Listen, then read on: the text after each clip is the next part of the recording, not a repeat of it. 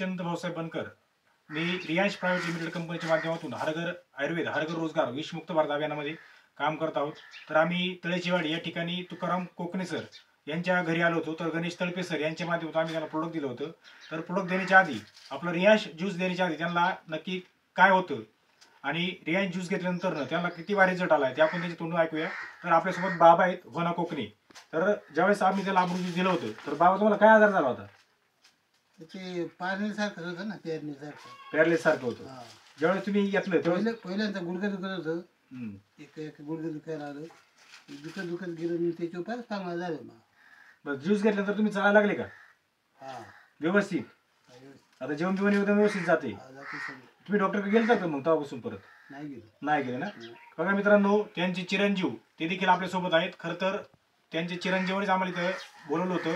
आम्ही ओतूर या ठिकाणावरून तळेचीवाडी या ठिकाणी आलो आणि त्यांना ज्यूस दिलं. त्याच्यानंतर त्यांना काय रिझल्ट वाटले त्यांचे चिरंजीव आपल्याला सांगतील. तर नमस्कार कोकणे सर. नमस्कार. तुम्ही अमृत ज्यूस घेतल्याच्या आधी तुम्हाला काय वाटत होतं, घेतल्यानंतर काय फरक पडला तुम्ही सांगायचं? आधी आम्ही डॉक्टरकडे गेलो होतो.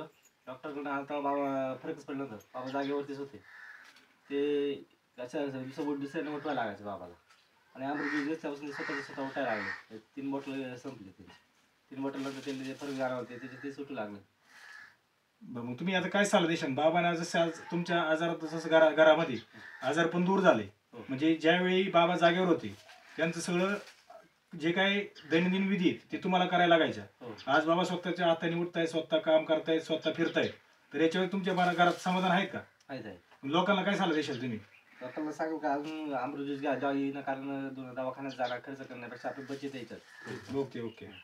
बघा मित्रांनो, अतिशय बाबा आपल्याला चालून दाखवतील. बाबा तुम्ही आम्हाला एकदा चालून दाखवा.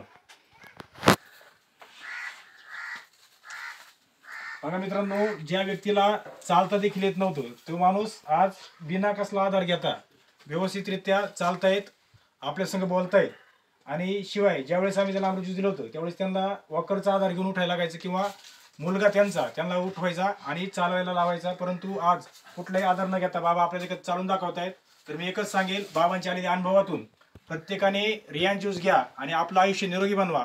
हर हर रियांश, घर घर रियांश.